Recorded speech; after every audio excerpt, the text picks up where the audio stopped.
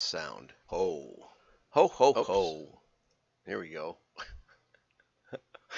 I'll try again. Ho, ho, ho. I'm John Miglosh for the WDMA. And it turns out now you can, without even having a link, you can search on WDMA and LinkedIn brings it up as a group. And so if you want to know about our fun adventures that we have, because yesterday we had an excellent one, it doesn't show up so good, but there we are. We had lots of fun and big Zoom, biggest ever. And so go on LinkedIn and go WDMA, search for that. It's not the Window and Door Association, Marketing Association. It's the Wisconsin Direct Marketing Association, but we're thinking of changing it to World because we had a couple of different countries represented and people from all over the country were represented. And we had a couple of registrations from even overseas. Anyway, before we get going, this one might get cut short. I'll do my best to edit it down. But my podcasts are up every day. I do a podcast version on Spotify, on Google, on Apple. And I do cut out some of the shenanigans and make them shorter. You can play them faster. And I don't know if anybody of you out there are trying the podcast. I'd love to hear from you. I occasionally listen to them. And so you're welcome to it. But let's get going here. Get over here and reset this one. It's not, live streaming is not easy. That's one of the things you know for sure. Okay, we got to reload it. And then we got to stop it. Stop. Okay, I think we got it queued up. Here we go. And mistletoe, he brings a gift. Here comes a guy with Dunkin' Donuts. Mistletoe. Don't you just love Dunkin' Donuts around the holidays? Next, Chevy Chase turns on the holidays. Let me see if I can pause this. Chevy Chase. No, just browsing. In a network television premiere. Network television premiere. Here, dudes. National Lampoon's Christmas Vacation. Christmas Vacation. Okay. So this is like the 80s or 70s or something. And it's so fun to watch these commercials because they're so different and they're actually funny. And some of them are sexy and it's just it's a different world. If you didn't grow up in that world, you might want to visit old TV commercials and just see how far we've come with the digital revolution and taking the fun out of most everything. But let's get over to the news. Okay, sorry if I scared you there. Okay, let's go over to PDF. Google reveals Chrome's third-party phase-out date from Lori Sullivan, Media Post. And on January 4th, Google will start rolling out tracking protection to 1% of Google's users globally. Okay, it will restrict cross-platform or cross-site tracking by default. So it's set, the default is that it's turned off unless you want people to track you. And you know, this is something that Apple did, and only 14% of people turned it back on. You know, said, well, we want the ad people to track us. We want people to give us personalized content. We're going to be talking about that in a minute. But no, that didn't happen. It may be down significantly more. I'd like Lori, we should look this up. I'll make a note to write to you. Anyway, so there are websites that may need this. These embedded solutions are often reliant on a combination of iframes and cross-domain third-party cookies to supply authentication and authorization and cannot be made to operate under a single domain. Okay, so there are applications you may be using and they may stop working. If you're one of the 1%, it's going to be rolled out around the world. And you know, the applications are going to have to fix it. You may lose some stuff. Okay. Bill Simons, Vice President for Product at the Trade Desk a DSP with an opposing view said that Google's privacy sandbox was the anti-moonshot. In other words, there were people who were complaining about why are we spending money going to the moon? What's the point of it? Of course, we all know now that Velcro was invented as a part of the moon project, and many other, I think Tang was promoted heavily as the drink on the moonshot. I mean, what would we do without Tang and Velcro? Anyway, but there were people who were against it, and still are today. But Bill believes that Sandbox will obscure the identity data about individual users and make it more difficult to coordinate advertising across devices and measure and optimize performance. And I can hear the tears dropping on the keyboards all around me. Do you think anyone cares? It doesn't seem like Google cares. Google just is trying to get serious about privacy. And on the same note, Lori Sullivan also published just today, Google to block location data mining in maps. Okay, so it turns out that your phone spies on you, and not only does it spy on you, but it can take that, it sends that data right up to the cloud, whatever that is, and so it can track where you've been in your car. That's why on spy movies they always throw the victim's phone out the window of the car and make sure that they're not tracked through their phone. Okay. Also, there are warrants that can be issued. So storing maps on Google's working on storing map user history location data on the device rather than the cloud. You know, when it first got started, phones didn't have much storage on them. Now they got tons. You can store movies and all kinds of stuff, and I have lots of them there. This change will make it more difficult for anyone, including law enforcement, to access the data. Okay, and it makes it more difficult to do the geofencing, my guess is. So there's a feature called Timeline that was instituted in the summer of 2015. You know, I thought it'd be really fun. I did this on Google Earth for a while. I'm not sure if it still works, but I tracked some of the vacations that we went on and some of the places we visited, and you could zoom in and find the hotel and everything. You know, takes a little bit, and I tagged them all. So I have a record on Google Earth that shows some of the favorite places I've visited. It's pretty cool. And in 2015, we went to Italy, and you could see, it used to be, you could see the whole, you could see from when we left Chicago and flew across the pond, and when we got there, and all the places we visited. It's pretty cool. Okay, the feature must be turned on manually and is off by default. Okay, this new map tracking is going to be turned off. The tracking on the cloud is going to be off by default. The Google Maps timeline had to be turned on manually. I don't know if mine's turned on or not anymore. I could look it up. The change comes several months after a Bloomberg Businessweek article found police increasingly used warrants to obtain search and location data. This practice has been going on for many years. It just took a search warrant and lots of waiting for Google, Meta, and other platforms with location information to release the data to police. Okay. The update also changes the reset from 18 months to 3 months. This is why I went to Google Earth instead. You can also delete activities such as searches, directions, visits, shares, and shares will become easy within a few taps. The delete feature will roll out on Android and iOS in the coming weeks. Privacy advocates are also concerned about something called reverse keyword search warrant, where police can ask a technology company to provide data on people who have searched for a given term.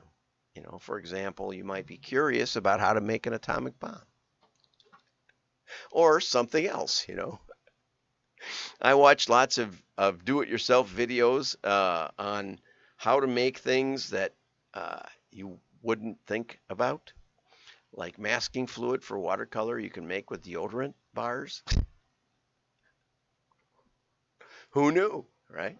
I knew there had to be an alternative to rubber cement. Um, so anyway, uh, now apparently they could ask who searched on this term, which is always why I'm careful what I search on. Okay.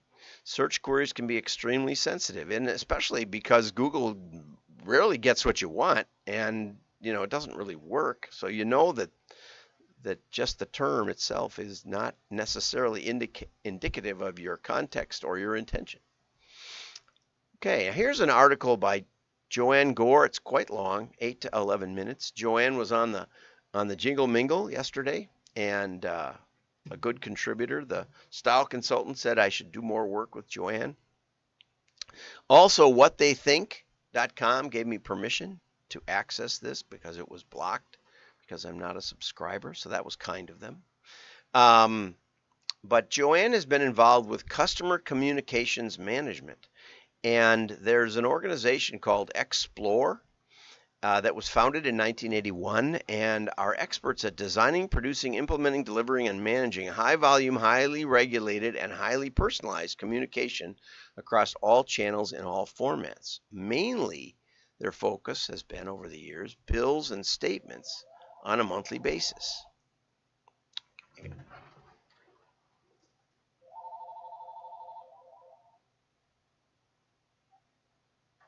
Carlton, I wonder if that's Dick Carlton. Anyway, looked like a real number. I'll have to look.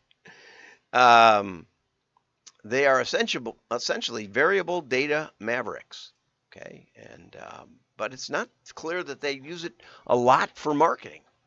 One of my very first clients was the Hudson Bay Company, and they hired us to build a big database, which we did on a PC Pentium.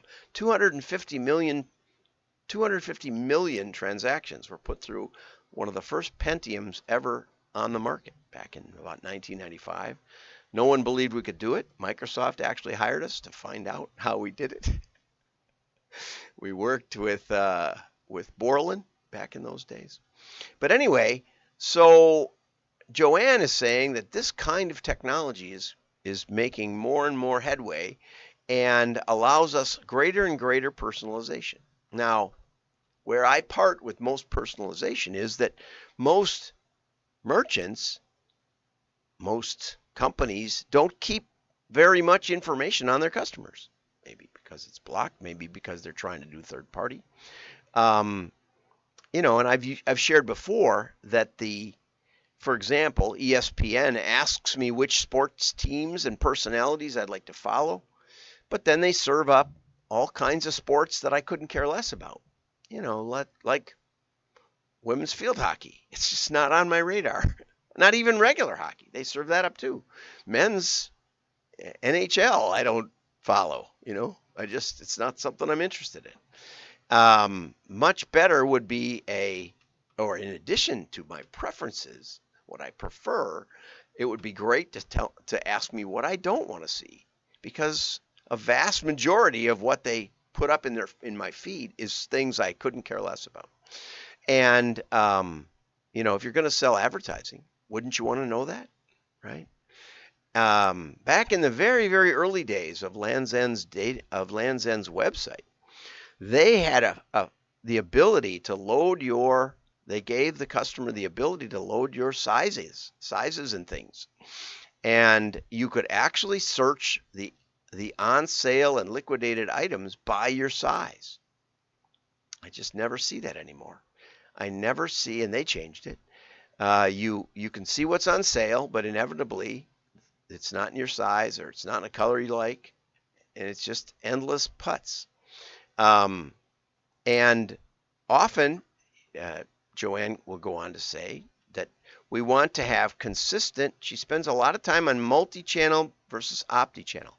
Multi-channel is the idea that we want to be everywhere for everyone.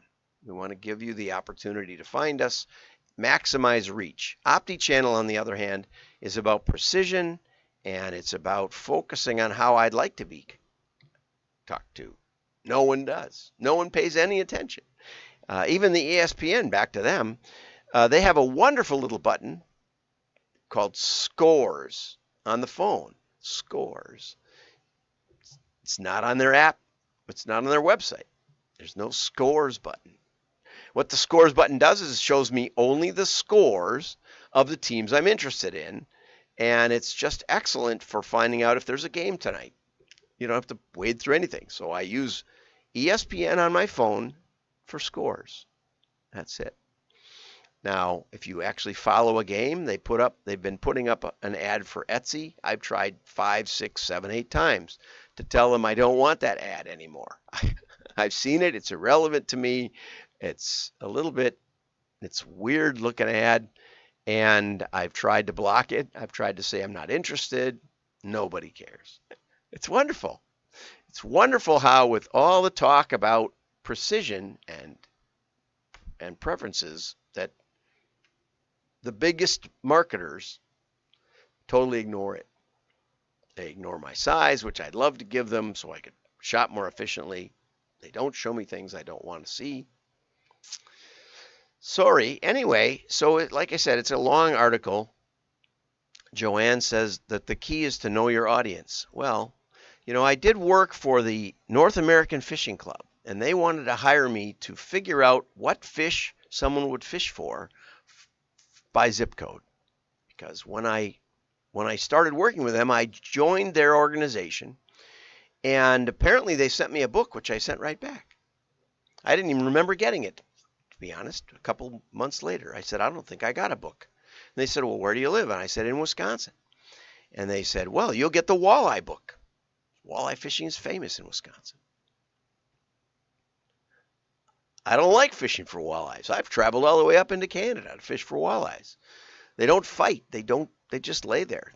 If you catch them and you don't even get to wind your reel, really, you just drag the bait across the bottom and the walleyes pick it up gently and then you drag them in exactly like you're pulling in a log.